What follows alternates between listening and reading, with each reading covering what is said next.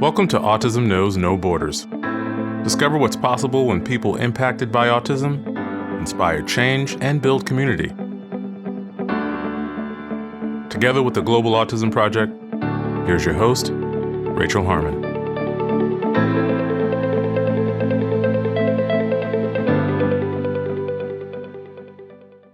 Hello, everyone. This episode is being released a day early in observance of Thanksgiving this week in the U.S. Today, we're bringing back three special guests: the CEO of the Global Autism Project, Ola Pinney, our partner from Saudi Arabia, Yaser Aljaaidi, and the founder of the DoBetter Movement, Dr. Megan Miller. For almost 20 years, the Global Autism Project has been providing sustainable clinical, administrative, and leadership training to autism centers around the world seeking guidance. Our SkillCorps volunteer program is an opportunity for self-advocates and professionals to travel to our international partner sites and collaborate with their local teachers and therapists. If you'd like to learn more about the Global Autism Project's history and mission, please listen to my conversation with Molly in episode 2. To hear more about Yaser and his work in Saudi Arabia, listen to episode 25. And for more information about Megan and the DoBetter Movement, check out episode 35. In today's conversation, we discuss 2019's Global Summit in Bali, Indonesia, Yaser and Megan's takeaways from that experience, burnout and overwhelm in the field of autism services, changing what's not working in your life, and the evolution of Leadership Academy, a leadership training program created by the Global Autism Project. Stay tuned until the end to hear about our new leadership series and Black Friday deals. In this episode, discover what's possible when you break the overwhelm cycle. To learn more about today's guests, please visit our show notes at autismknowsnoborders.com. We appreciate your time. If you enjoy this podcast and you'd like to support our mission, please take just a few seconds to share it with one person who you think will find value in it too. You can also follow us on Instagram at Autism Podcast, subscribe to our YouTube channel, Global Autism Project, and join our community on Mighty Networks at community.globalautismproject.org. And now, I present you Ola Pinney, Yaser Aljaaidi, and Megan Miller. Hello, Molly, Megan, and Yaser. Welcome to Autism Knows No Borders. Thank you all for coming back on the show. You're all repeat guests now. So let's start with some brief introductions. Molly, would you like to go first? Sure. My name is Ola Pinney, and I'm the founder and CEO of the Global Autism Project. Very excited to be back here. All right. And Yaser? I'm Yaser Aljaaidi. I am founder and clinical director of Nimai Center, a small clinic for kids with autism in Riyadh, Saudi Arabia. And Megan? Hi, I'm Megan Miller, and I'm a behavior analyst who runs an online community called the DoBetter Collective, focused on training people in the field of behavior analysis and related service providers and parents and teachers on how to provide effective and humane interventions. All right. I would like to point out that, Yaser, you are one of our Global Autism Project partners in Saudi Arabia. I am. And Yaser and Megan, you have something in common, which is that you both attended our first Global Summit in Bali, Indonesia, back in 2019, which now feels like so long ago. So much has happened since then. Yeah. But I don't know about you guys. Sometimes I just find myself kind of daydreaming about that experience and just the energy there and the being in such a beautiful place with a beautiful background and backdrop to what we were doing. So, Molly, could you just describe what Global Summit is for our listeners who may never have heard of it? Yeah, Global Summit was an opportunity for all of our partners, some of our donors, our SkillCorps alums, and other people who have been friends of the organization over the years to come together, to share ideas, to really co-create new possibilities with each other, and it is funny to think it was back in 2019.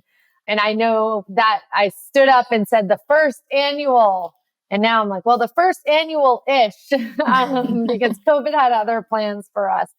And I'm so, so grateful we did that. I actually credit Global Summit with creating the foundation and the relatedness that our partners had to rely on throughout the pandemic. So that is what it is. It was a 3-day immersive experience. We went over delegation. We went over time management. We went over how to run a center, how to take care of you, how to make sure that in all that you're doing, it's sustainable, not only because the model and the method of what you're doing is sustainable, but because you, who it centers around, are taking care of you and putting yourself first, which I know is a bold thing to ask of people in this field sometimes. And that's what we did.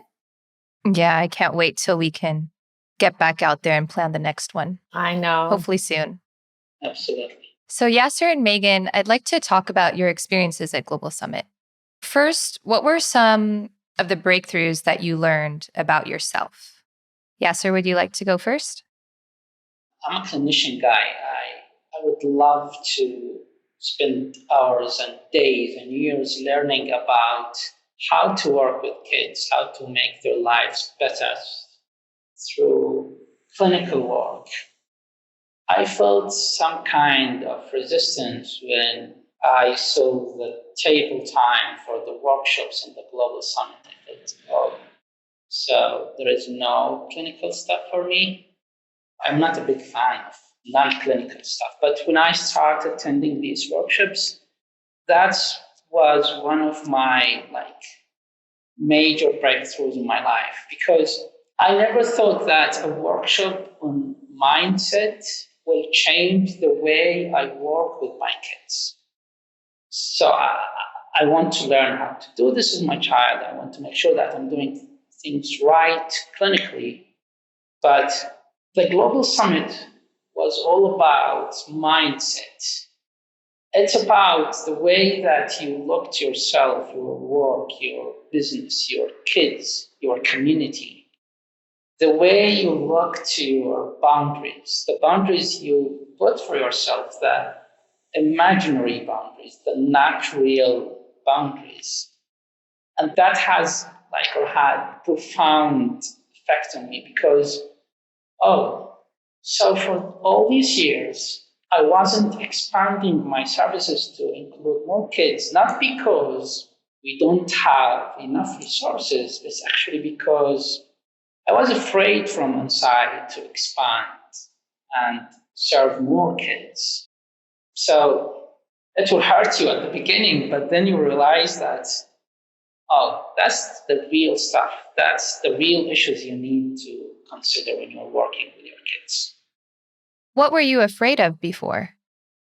Maybe I'm not good enough to serve more kids. Maybe I got lucky with these 5-10 kids. Maybe if you try to serve more kids, you will disappoint them. You will disappoint their parents. You'll disappoint yourself, because you probably were very lucky working with those 5, 6, 7 kids. So I would recommend you stay and stick to what you have been successful on, and not try to expand and help more kids, despite the conflict that I want to help them. But now you need to know your limits. You need to know your boundaries. You will disappoint them.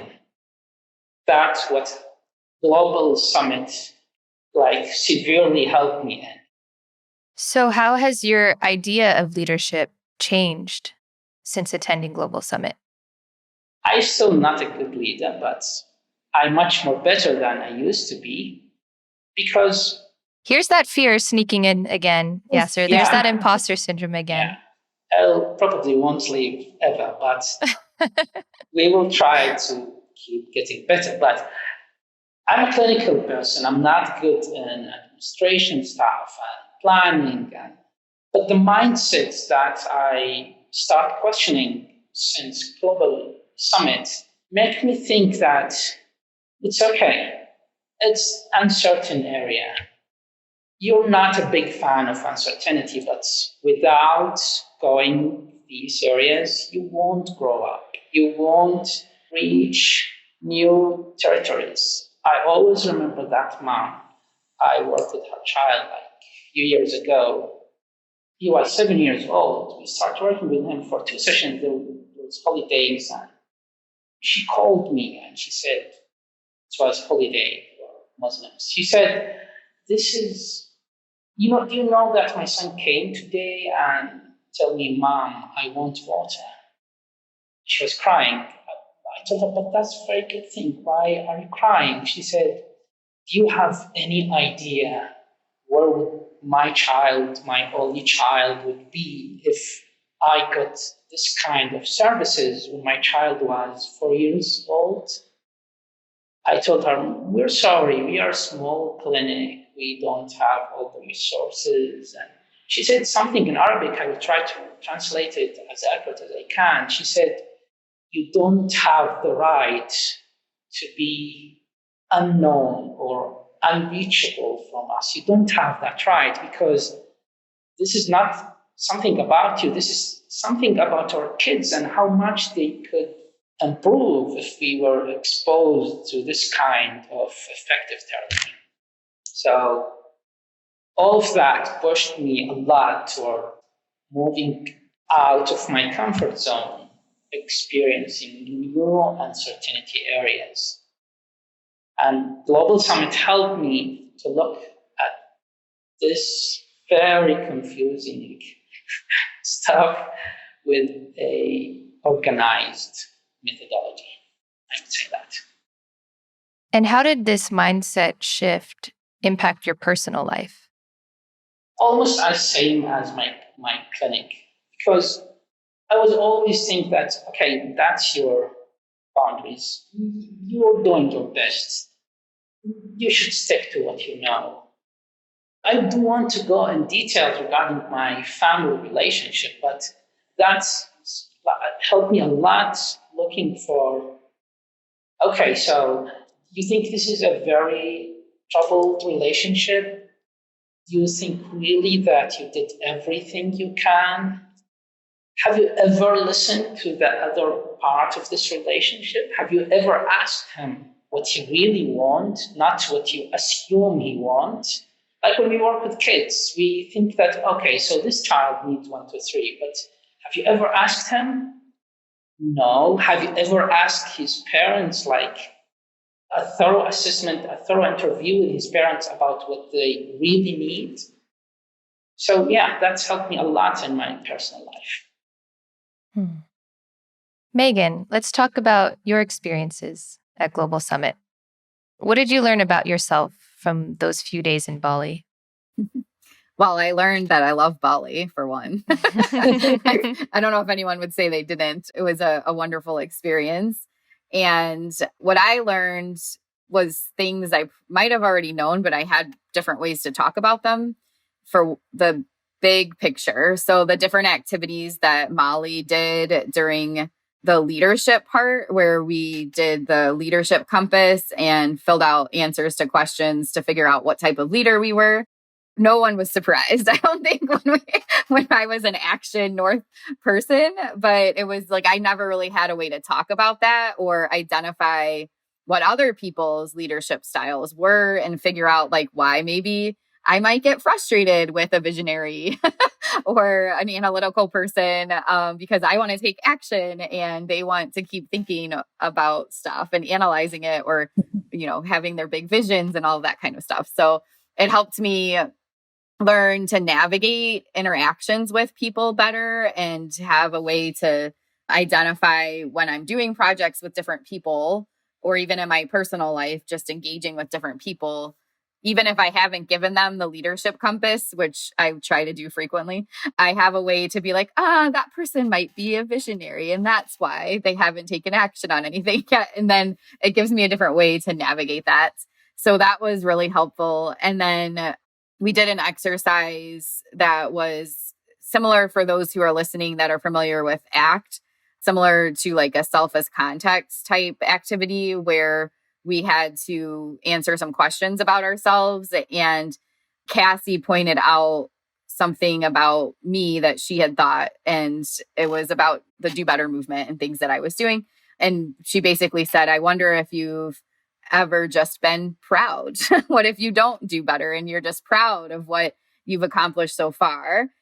And that was a really emotional moment. It was a very simple statement, but it had a really big impact on me. And just thinking about, how much time do I give to being grateful for the people that I'm working with and then the things that we're accomplishing.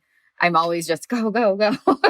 So it gave me, an opportunity to sort of step back and appreciate the things that we've been doing and take pride in the things we've accomplished. So that was really helpful as well. And then just outside of the content, it was just wonderful to meet people from all over the world, all in one place at one time, and hear their stories and see what they were accomplishing in their own lives and the unique ideas and ways that people had come up with how to get resources and interventions going in spaces where it's really quite difficult. So that was really impressive. And I feel very fortunate to have that opportunity because it's not often you can go to one place and be with people from that many different countries and backgrounds and who are just, even though we're all kind of doing the same thing, working with the autistic population, there's so many different ways that it needs to be done based on the different cultural aspects and the environmental surroundings. Oh, yeah, that's so great. It was very, very inspiring to be around all of our partners. But Megan, I want to go back to something that you said about that kind of aha moment that you had when Cassie asked you that question. So before kind of having this realization, how was that impacting your life? Like that go, go, go, the not stopping and being grateful and being proud of what you were doing? Well, it's weird because I'm probably back at that. I need another summit, y'all. So at the time before I went to the summit, I had basically scheduled myself, back-to-back things from like 8 a.m. until 9 p.m. at night. And I was traveling. I wasn't home. I was maybe home like 5 days each month, right? So just to constantly get things done and do better and help people learn the things that I knew or others knew and just get all of that information out to everyone, just a constant drive to produce. And being at the summit, both from the standpoint of the different exercises that we did and just the surroundings, like I feel like it'd pretty much be impossible to go to Bali and not relax a little bit. But in having the opportunity, I was with my friend Claire, and we just had the opportunity to connect with each other more and the nature and everything there as well. So having both was really helpful. And then I had already a little bit kind of recognized that I needed to try to step back and change how much I was doing for 2020. And being at the summit kind of helped, push that along. And I did a really good job, especially with the pandemic. I was definitely forced to pull back on a lot of things when my son was all of a sudden home. But now that, the world's opened back up again and we're back to work and I had that whole year and a half of like not really doing a whole lot, I'm kind of getting back into some old habits of the constant go, go, go. Mm-hmm. So I need a refresher. Yes, yes. Well, what did you take back from Summit that you were able to apply to your own work at the DoBetter Movement? There's two big things. One, I already mentioned the leadership compass. And the other one, there was an improv. What's his official title? Improv. Tarek. Tarek Davis, who is now of the Amber Ruffin Show and a Broadway actor and Freestyle Love Supreme. And we were super fortunate to have him join us in Bali. Yeah. In this capacity, he was doing some very cool group facilitation and kind of warm-up games with us. We were really fortunate to have him do that. Yeah. Yes. Yeah. Side note, sorry, I do want to mention that Tarek's the voice of the Autism Knows No Borders podcast intro and outro. So yeah, if people are curious who we're talking about, that's him. You can check out the Amber Ruffin Show too and see him there. Yeah. that's amazing. But the different activities he did, whenever I do anything ever, I'm always like, okay, how can I connect this to, my work and stuff? So even as we were doing the activities, I was thinking, what could I make of this with the different trainings I do and things like that? And it was really helpful. I was able to tie in, it just kind of opened up my ideas around when I do trainings. What are some more interactive, improv-y, get out of the box, be flexible type things that we could do to make the trainings more engaging and also to help develop skills for the people attending the trainings too. So I've been using a few of the different activities that he did or activities inspired by the activities that he did during my training, especially though I have one on teaching people how to train others on compassionately addressing challenging behavior. And it's real, like just completely changed the whole entire experience for attendees. I've only been able to do it in person twice now because of the pandemic. No, 3 times, sorry. But every time everyone is just mind blown by the activities. And I think those trainings wouldn't be as effective or hit home as much for people if I didn't have those activities in there. So I don't even know when that content was curated for the summit, if it was like, oh, this will be a way to have fun and develop relationships. But for me, it was like, oh, I can use this in the trainings I do. Yeah, we always have ulterior motives.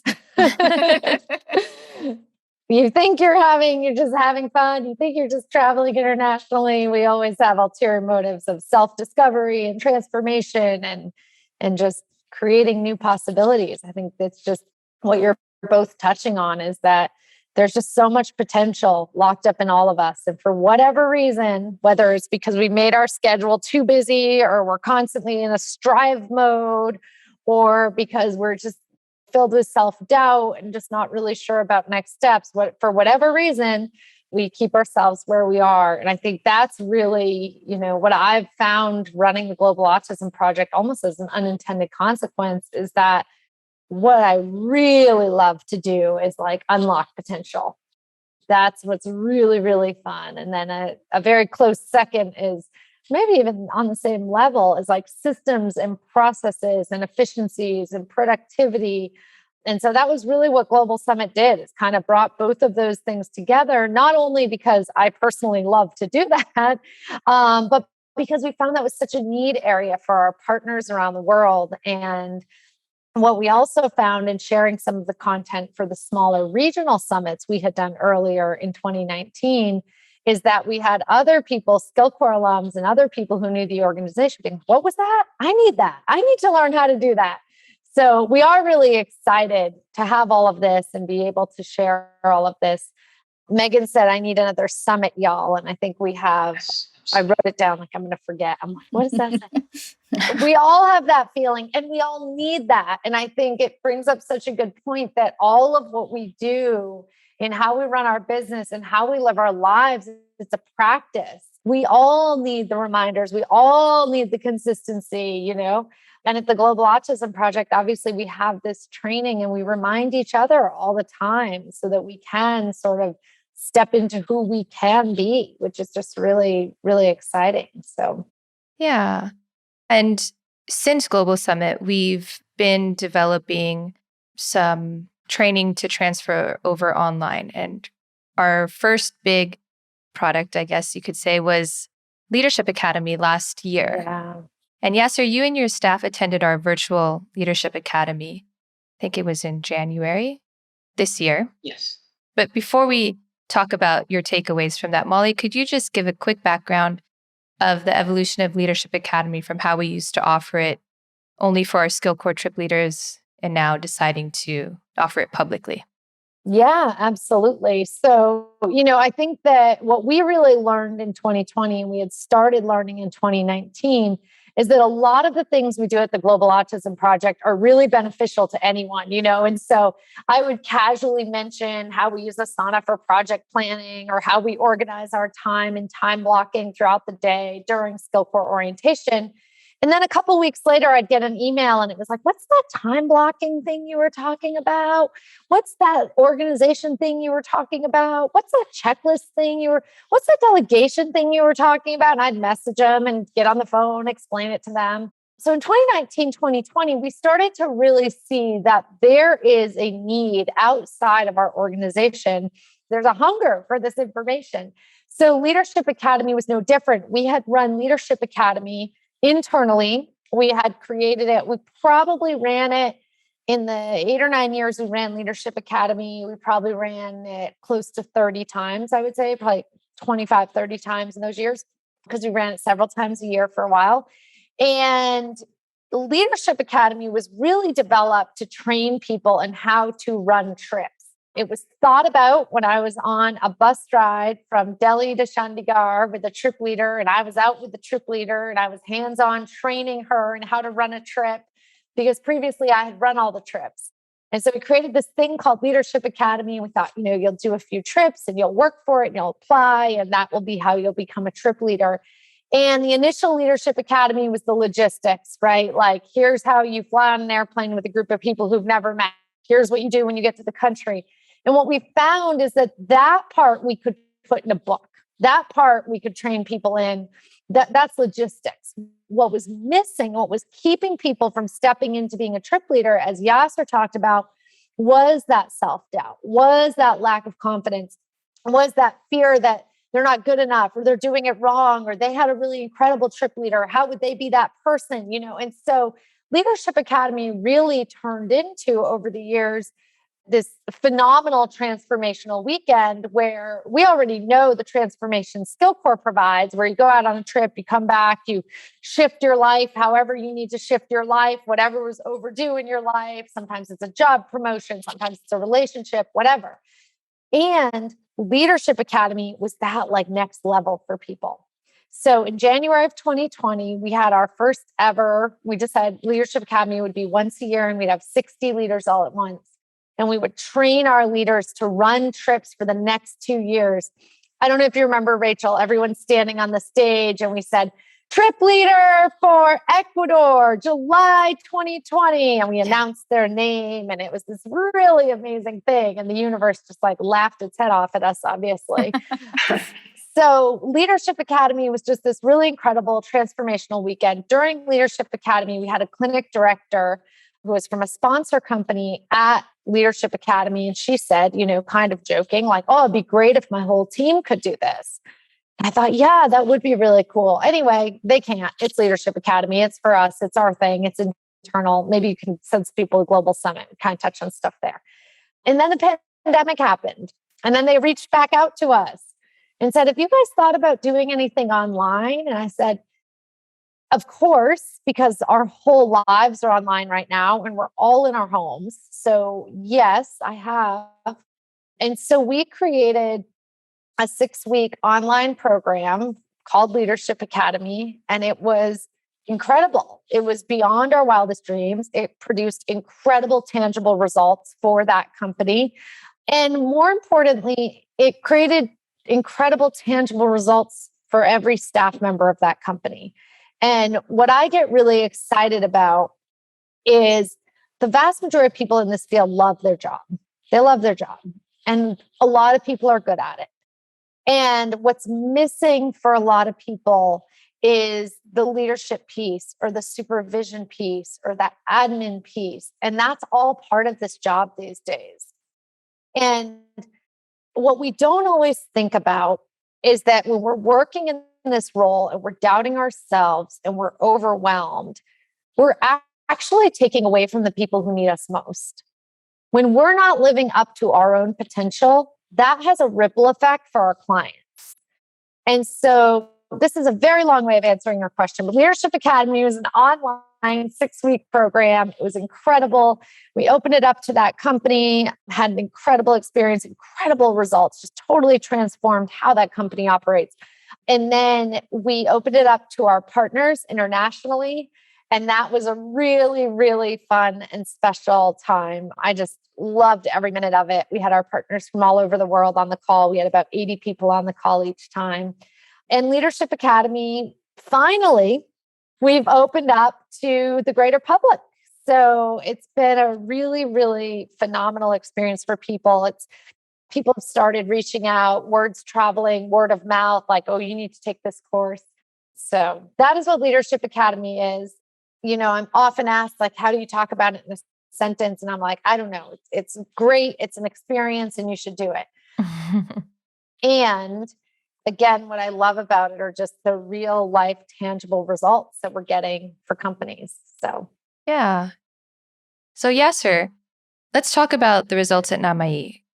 First, how would you describe the company culture and team morale at Namai before Leadership Academy? We have a good culture in the Mali. We trust each other. We try to help each other as possible as we can. I sometimes say I'm lucky to have this culture and morale in the Mali because, let's be honest, our work is draining you emotionally, especially when you care a lot about your kids and clients. So I used to accept excuses, or sometimes I will excuse my therapist. She can't do that. She still can't do that. We can't do that with the child. We're still not ready to do that. And over the time, that has a lot of effects because with the time, you feel that the walls of limitations are getting closer. So I would say it's okay. Maybe we can't teach the child on this skill. It's okay. We won't lie to the parents. We won't tell them that. We can't do that. It's okay. We can't do that. And that, instead of being understanding mindset, it's turned to be, okay, so we don't know how to do that. Okay, so we will never do that again. And that became some kind of walls around our capabilities to help our kids. You guys told me about the Leadership Academy. So we are a team of like 10 people. So I'd say, okay, maybe I will have 2 or 3 candidates. They're leaders, right? Not everyone is a leader, so I don't need everyone to join this Leadership Academy because I don't want everyone to be a leader, or our ship will be drawn in the sea. But based on my experience and Global Summit, I thought every one of my therapists, even non-clinical employees, I would love them to join because what makes you a better clinician makes you a better person. So I asked every single one of my team to join the Leadership Academy. And there were a lot of, as Molly said, tangible, real life outcomes. We start saying, okay, that's an excuse.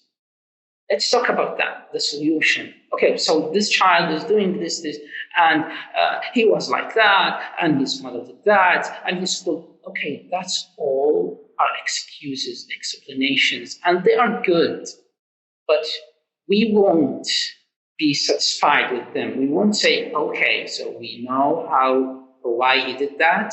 Thank you. See you tomorrow. No. What are the solutions for that? We can help this child overcome his challenging behavior. We can help this family overcome the challenge in the school because a teacher or a school system won't be adaptive enough for our child in that school. So instead of understanding, explaining, excusing the situation, no. There is no limit for the possibilities. Let's go and meet these school admins and let's talk to them. Okay, so you think that this child is so noisy? Can you help me a little bit? What if we do this? So thinking about solution instead of excuses, that's one of the major outcomes we got as a team. We start in a meeting, we'd say, so we have this child did this, but he did that because of, and someone would say, okay, that's an excuse. How we can solve that? That wasn't common before the Leadership Academy. That's huge. Yeah. That's huge, not just for your staff, but for the families you're serving, the community in Riyadh, Saudi Arabia, Yemen. Yes, absolutely. Yes. Yeah, that's awesome.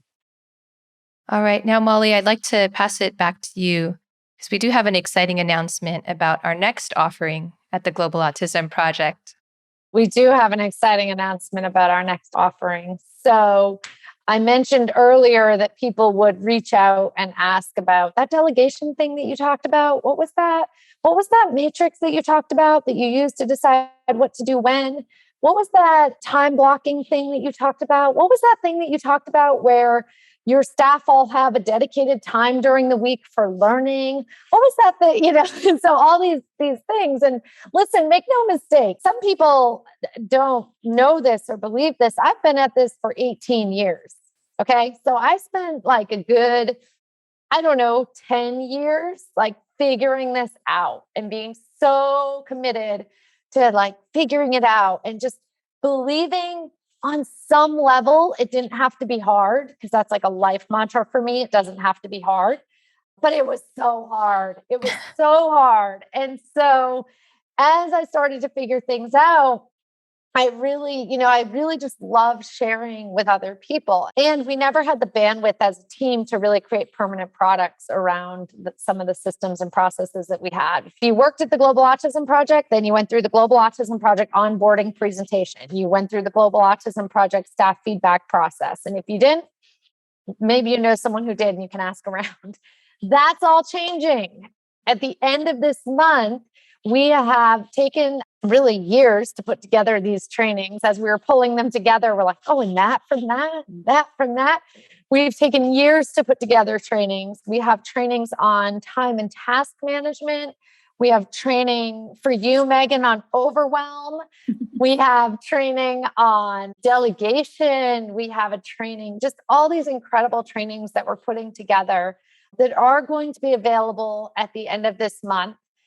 Specifically on Black Friday, we thought, what a fun day to just say like, hey, here you go. And for a limited time, the prices are all going to be reduced. These are designed to be comprehensive trainings that are going to really make a difference for you and your business. They're also not trainings that we've just kind of put together and said, oh, hey, here's some stuff we know. It's like, this is years of trial and error, emphasis on the error. One of the values at the Global Autism Project is that we embrace failure, and we do.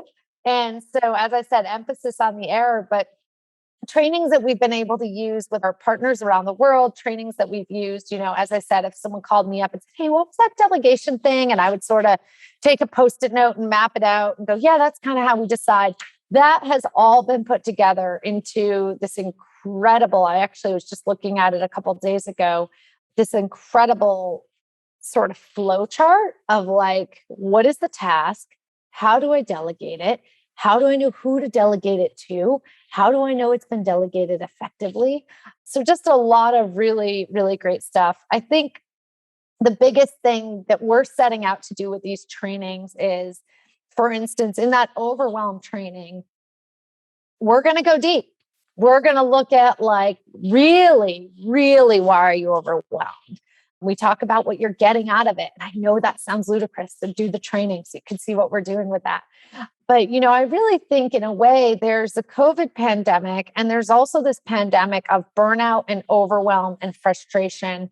And we've been talking about this for years at the Global Autism Project, because SkillCorps seemed to be the antidote for it in a way.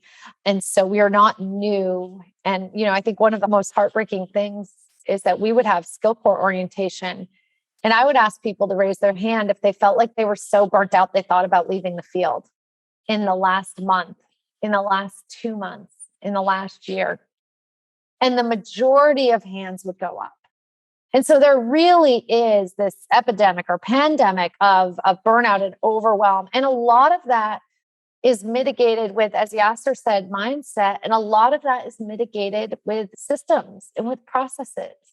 And again, I'm 18 years into this organization.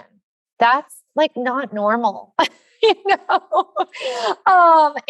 it wouldn't have worked if I couldn't have figured out how to create this organization, build a team that really, really believes in creating balance, really believes in, just really celebrating accomplishments. They understand how to move a project from idea to execution. So that took some doing. So I'm really excited to just be sharing that with everybody.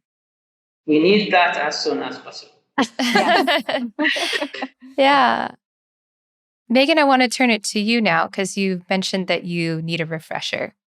So given, you got a glimpse of this training at Global Summit, what do you see as possible for yourself from taking one of our new courses? Well, I'm just really excited to have the opportunity to see all of the things that Molly was describing sound like something everyone in our field and probably the entire world could benefit from, especially right now because of what we've all been experiencing with the pandemic and everything like that. So it's hard to predict. I'm not very good at knowing what I'll get out of something. I usually just say yes and then try it. And then I'm pleasantly surprised by all of the things that come up for me. I do know, just based on the work that I know Molly has done with the Global Autism Project and all of the history she gave on creating these materials, that they'll be life-changing, usually give me a lot of ideas around how to better organize things and plan for my own mental sanity. So I'm really excited. I really loved my times, the few that I had where I would be in Brooklyn and I'd get to grab like coffee or something with Molly and we would just chat. And every time I leave there with like, now I have 5 million more things I need to learn how to do. So it'll be nice to have it all in one place and just be able to like go through it, come back to it and actually apply it. Because every time I talk to Molly, I'm like, oh, I need to go check out that thing and this thing. I made a block schedule after going to see your office and I still have yet to actually follow it, but I made one last year, but I haven't ever been able to get into a flow of following it. So yeah. And that's interesting because I think some of our training taps into that. The why are you blocking yourself from that? Yeah. Yeah. What's holding you back? Yep. It's a great point, Megan, because some of these things, it's just like such a perfect thing, right? Because we've been talking about block scheduling forever. And I've trained all kinds of people in it. And sometimes it sticks and sometimes it doesn't. And in our team, it sticks because we have an entire environment created around it, right? Like you literally saw it on the wall. Yep. And what we're doing with this training is, to Rachel's point, is really looking at like what has gotten in the way of people implementing this in the past. How do you actually shape your behavior to follow a block schedule, right? So we're looking at, for instance, micro habits, right? Like we brush our teeth every day. Is there something else that we can commit to doing every day with the frequency at which we brush our teeth, and little things like that.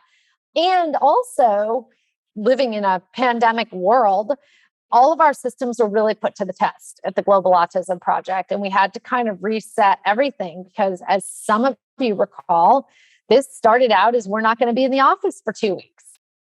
We are going on 2 years. Our team is fully remote. So we really had to kind of reassess and readjust and say like, hey, that's a system we had that worked really well when we saw everyone. How do we now create that same thing, meeting just once or twice a week as a team? Some of that's in there as well to reflect the changes. So, yeah. So I would like to close with one last question. What would you guys say to anyone who is on the fence about taking a course with the Global Autism Project? For me, it would be, you don't know what you don't know. So there's the description and you'll read it and you'll think these are things I need anyway. But on top of that, you'll get more out of the courses than you ever could have imagined. So open up possibilities for yourself and take the jump to see how much more organized and I don't want to say productive because I feel like we're all productive, but how much you could be productive and feel like you're not drowning. Yeah. Yeah. The emphasis is not necessarily on do more. In fact, quite the opposite. Might be do less. Yeah. Yeah, it really is. It's like how to take things off your plate and create space, just to create space in our lives. Our word for 2020 was ease at the organization. That was our word. Yeah. And the universe was like, okay, I got you. Go home. Yaser, what would you say? I remember when, at the end of the Global Summit, I was affected by Global Summit profoundly. I was hurt because of a lot of discoveries in just a short amount of time. So I was saying that, please, we want for the next Global Summit to be as good as this one. And I remember retracting my sentence and I said, it would be unfair to ask you guys to compete against this global summit level of content, because it affected me profoundly. Like it was too much enlightening in 3 days. So with the Leadership Academy, you guys still like getting better in a way that I won't think there is no more better than that. I am so happy to give me the last one, but I definitely very excited and looking forward to get more of this content that you guys are so good in it. Thank you, Yaser. Thank you so much. You're welcome. Molly, any last words to someone who's on the fence, someone who's maybe at the landing page and they're ready to check out, but they're just like, this is not the right time for me. Yeah, maybe something else. Maybe I'll look for one of those other courses online. To someone who is sitting there on the fence, not sure what the next move is, I'm not going to tell you what to do. I'm going to invite you to ask yourself a question. What's working in your life and what's not working? Because oftentimes we go through life thinking, oh, it's fine, it's good enough. Yeah, I'm overwhelmed, but everyone's overwhelmed. That's not true. So I'd invite you to ask yourself that honest question. What's really working and what's not working? And along with that, I would encourage you to know that how you do anything is how you do everything. So if you can pinpoint an area of your life that is not working or not working as well as you want it to, it's making an impact in every area of your life. So these trainings are designed to help you get things back in order, help you get you back in order. All right. Well, thank you all for sharing your stories with us. And hopefully this gives people a push that they just need, something to just move a little bit forward.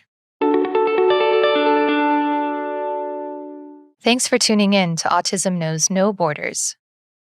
For nearly 20 years, our team has been helping autism service providers around the world redefine their careers and design powerful organizations through training, coaching, and live workshops. Now, for the first time ever, our training is available completely online in our leadership series. It's been really exciting to compile the best of our systems, the tools we consistently rely on for decision-making, and the processes that have kept us thriving in spite of the many challenges posed by the pandemic. Whether you're transitioning into a new supervisor role or you've been at it for a while, we are confident that our programs can help you become a better leader.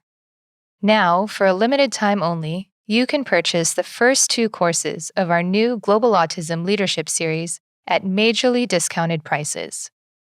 These unique programs will never be sold at such low prices again.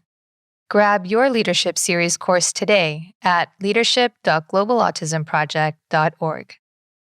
Thanks for listening. Take care. Tune in each week for engaging conversations of how people across the globe are inspiring change and building community. You've been listening to Autism Knows No Borders, brought to you by the Global Autism Project. You can find Rachel's notes for this episode and learn more about today's guests at autismknowsnoborders.com. If you enjoyed this episode, please subscribe to the show on iTunes or wherever you get your podcasts. By doing so, you'll be helping us increase awareness and acceptance of autism around the world.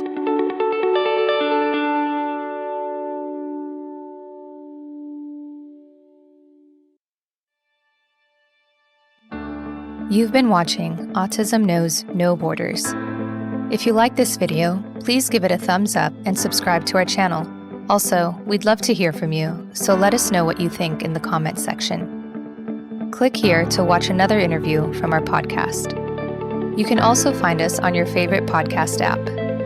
Tune in each week for engaging conversations of how people across the globe are inspiring change and building community. Thanks for watching. Take care.